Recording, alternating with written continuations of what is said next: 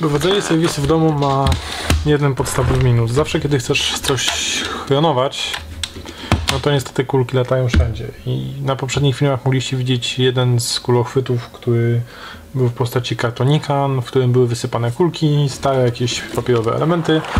Później miałem to, czyli kartonik. Mogę jeszcze oddawić? To jest masa oddalenia, czyli kartonik rozkładany na pół, w którym też były jakieś tam kartony i te kulki, które się od niego odbiły i rozprysły w czasie klonowania. No i to była moja ostatnia konstrukcja. To była jakaś rynna, żeby was nie okłamać, jakieś kolanko rynny z blachy 0,7 mm. Niestety zobaczcie, co się stało w środku. Tutaj już próbowałem to jeszcze taśmą wzmocnić, żeby tymczasowo móc coś tam sklonować, ale to nic nie dało. No, blacha pękła, została po prostu bezczelnie przerwana i to mimo, że w środku podklejałem to wszystko jakimiś dodatkowymi elementami. Szukałem bardzo długo metody na to, jak chronować w domu kulki, tak żeby nie rozrzucać ich po całym mieszkaniu jednocześnie, czy też po całym pokoju, a jednak żeby te kulki w sposób bezpieczny chowały się w tym kulochwycie, który zrobimy. No i tak oto padłem na kolejny pomysł. Tym razem jeszcze większa rura, jest to jakaś rura kanalizacyjna kupiona w Castoramie grubości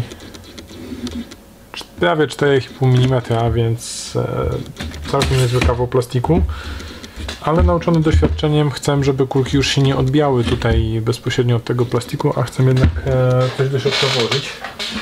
I tak też oglądając różne filmy na YouTube a propos BB Catchers i innych rzeczy służących do klonowania komercyjnych i niekomercyjnych, stwierdziłem, że użyję starych spodni jeansowych. Jest normalny, prawdziwy jeans, nie żadna plecionka, jest normalny bawełniany jeans, dość dobrej jakości. Spodnie rzecz jasna są już na mnie zbyt małe, więc użyjemy ich do tego, aby wykonać nowy kulochwyt.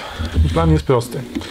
Chrono ma wchodzić tak, jak wchodziło mniej więcej w ten sposób, tak żeby można było chronować. Jednocześnie chcę użyć nogawki do tego, aby zrobić nogawkę, która będzie tutaj się zawijała, która będzie te kulki wyłapywała, a jednocześnie wzmocnić też dodatkową warstwą tylną ściankę, tak żeby ta tylna ścianka też była odporna na uderzenia.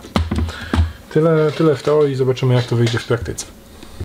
Najłatwiejszą metodą na wykonanie tego wydało mi się ucięcie w okolicy uda.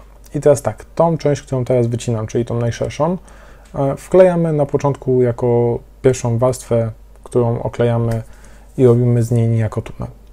Później drugą część, czyli nogawkę, niejako wywiniemy do środka, tak żeby ten tunel był złożony nie z jednej, a z dwóch warstw, dzięki czemu będzie mocniejszy i będzie znacznie wytrzymalszy na uderzenia kulek. Mamy teraz dwie warstwy jeansu, więc materiał dość wytrzymały.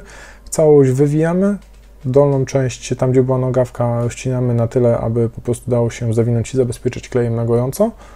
Każdą z warstw teraz przyklejamy na gorąco klej. Rzecz jasna, zaczynamy od tej warstwy szerszej pochodzącej z uda, naklejamy ją jak najbliżej wylotu z tej rury kanalizacyjnej po to, żeby była tam ona mocno przywinięta. Nie żałujcie kleju, to ma się trzymać, to ma być na stałe. Kiedy obwiniemy i obkleimy całość dookoła, to samo robimy z drugą warstwą, że przyklejamy ją nieco dalej, tak żeby zabezpieczyła nam też poprzednią. W kwestii wykorzystanych do budowy materiałów, po pierwsze spodnie, które tutaj pociąłem, były to jakieś moje stare spodnie, które niegdyś nosiłem, później używałem ich jako spodni roboczych, dlatego są całe wyświechtane, całe brudne i pożółkłe, a na końcu były już na mnie za małe, więc i tak poszłyby prawdopodobnie do kosza.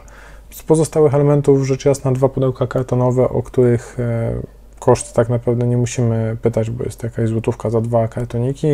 Z pewnością też będziecie mieli jakieś kartony za friko. Pamiętajcie tylko o tym, żeby te kartony w środku też jeszcze czymś wypełnić, ponieważ te kulki mogą się jednak odbić z jeszcze dość dużą energią kinetyczną i przebić te opakowanie kartonowe. Do tego rzecz jasna klej na gorąco, jakieś 2-3 laski kleju. Potrzebujemy go całkiem sporo, żeby całość przykleić, więc 2-3 laski kleju to też koszt mniej więcej 3-4 zł. No i sama rura, rzecz jasna. Tą rurę kupiłem w Castoramie, postaram się Wam wrzucić link do tego konkretnego przedmiotu, który kupiłem w opisie filmu. Kosztował on 19-18 zł, coś koło tego, więc zakładam, że cały koszt takiego kuluchwytu to około 25 zł. No, zobaczymy, jak to się sprawdzi w praktyce. Wzmocnić całość konstrukcji i też wyhamować troszeczkę kulki, które chronuje. Wzmocnię całość przy pomocy drugiej nogawki obciętej w podobny sposób. Tą nogawkę składam najpierw na pół, po czym ją sklejam, następnie składam ją jeszcze raz na pół i też sklejam, a następnie całość staram się wkleić do środka naszego łapacza kulek, robiąc 3-4 jakieś tam kulki kleju i wciskając je do środka w odpowiednie miejsce, tak żeby przyłapały.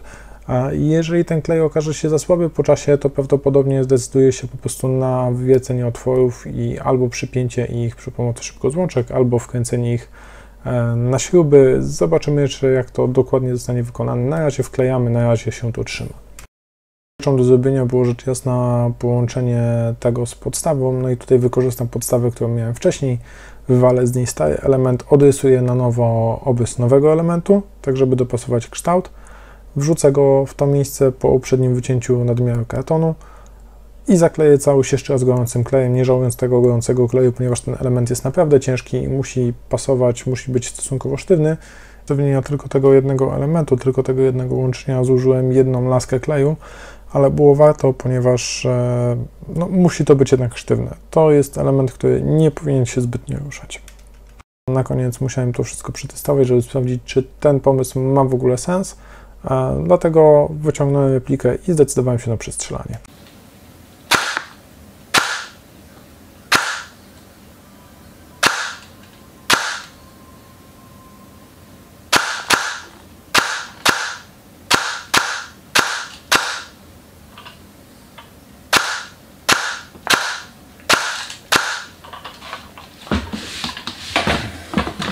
Wygląda całkiem nieźle, praktycznie zero hałasu. A zobaczcie, co było chronowane.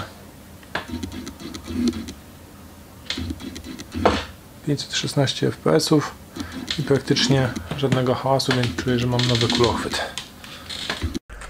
Jak już wspominałem wcześniej, link do rury wykorzystanej jako podstawa znajduje się w opisie filmu, więc możecie spokojnie jechać do lokalnej Castoramy i ją sobie kupić albo do jakiegoś innego sklepu hydraulicznego. Stare jeansy raczej każdy ma, także za niecałe 25 zł i pół godziny roboty możecie zrobić sobie taki świetny kulochwyt. Co mnie bardzo pozytywnie zaskoczyło, praktycznie nie słychać tego, jak kulka uderza w hamulec, czyli w nasz jeans, dzięki czemu można tego spokojnie używać w domu, w przeciwieństwie do tej wersji metalowej, która strasznie hałasowała.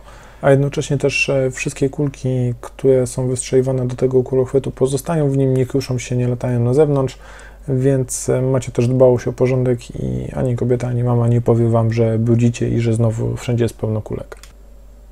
Mam nadzieję, że przydał Wam się mały instruktaż. Jeżeli wykonacie taki kulochwyt dla siebie, dajcie znać w komentarzu. Będzie to dla mnie jakaś motywacja, żeby wymyślać i pokazywać kolejne takie rzeczy. I tyle. Trzymajcie się.